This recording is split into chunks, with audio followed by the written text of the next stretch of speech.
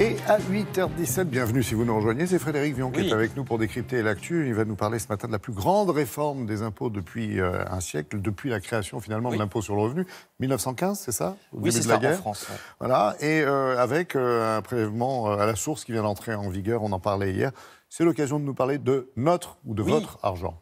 Choisissez. Et avec ou sans prélèvement à la source, la grande question c'est est-ce qu'on paye plus d'impôts en France que dans les autres pays? Réponse: oui et non. Et non. Alors, je commence par le oui. Ça dépend, comme disait vous voyez ce Fernand graphique de l'OCDE, qui est l'Organisation des pays riches, sur la période 2000 à 2017. La France est en bleu. Alors, c'est le schéma, la courbe tout en haut.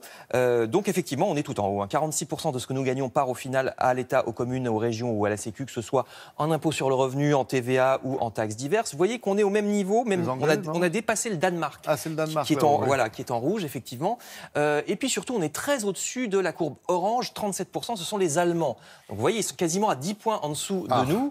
Eux qui avaient inventé le prélèvement à la source. Ouais, en 1925. En noir, c'est la moyenne des pays. En violet, c'est la Grande-Bretagne. Vous voyez que les Anglais sont encore en dessous, 33% d'imposition. Et tout en bas, en vert, les États-Unis. Effectivement, eux, les Américains, ils ne sont qu'à 27% du PIB. Est-ce que vous nous remontez le moral? En impôt. Non mais attendez, vous allez voir. Bonne journée. Ce qui fait dire à certains que en France, on travaille pour l'État la moitié de l'année. Vous savez que le fameux jour de libération fiscale qui tombe fin juin en général. Bon, c'est une manière de voir les choses, mais c'est vrai qu'on paye des impôts, mais on reçoit aussi des services en échange.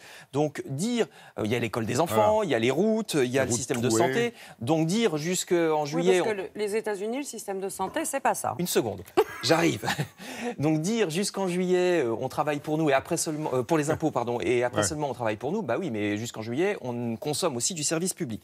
C'est clair. Et puis, précisément, les 27% d'imposition des États-Unis ont aussi leur revers de la médaille parce que, regardez, c'est vrai qu'ils payent moins d'impôts que nous, mais il n'y a pas de sécurité sociale aux États-Unis. Donc, soit vous payez très cher une assurance privée qui souvent vous coûte plus cher que les cotisations sociales de la Sécu française, et je ne parle pas du prix des médicaments aux États-Unis, soit vous n'avez aucune couverture santé, et comme les gens qu'on voit ici, vous faites la queue à des institutions charitables qui vous opèrent dans des gymnases ou dans des écoles, comme on le voit sur ces images. Si on est aux USA, on n'est pas dans un pays pauvre, on n'est pas au fin fond de l'Afrique, mais aux États-Unis, il y a plusieurs dizaines de millions d'Américains, 30 à 50 millions, qui même avec les mesures style Obamacare n'ont pas les moyens de se soigner.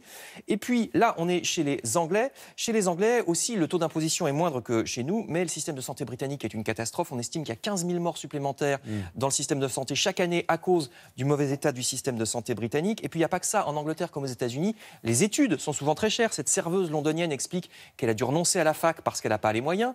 Et puis c'est pas pour rien qu'on parle de working poor en anglais, les travailleurs pauvres, parce que, pour prendre l'exemple britannique, il n'y a quasiment pas d'allocation chômage, seulement 300 € par mois d'allocation chômage, donc vous êtes obligé d'accepter n'importe quel boulot très mal payé parce que c'est ça ou rien.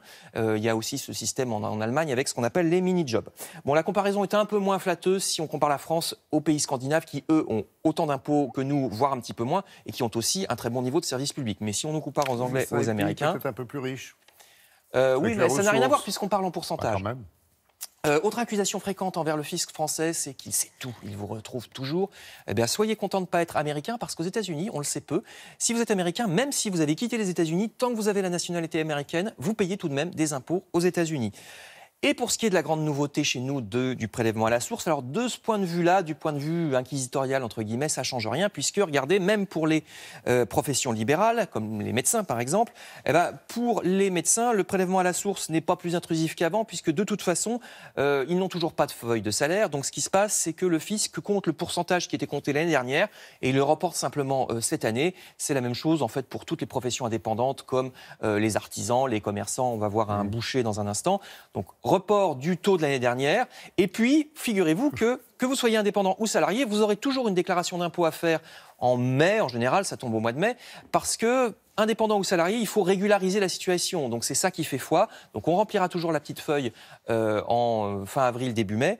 Et puis, je vous parlerai... C'est ça l'info, hein. Oui, n'oubliez pas.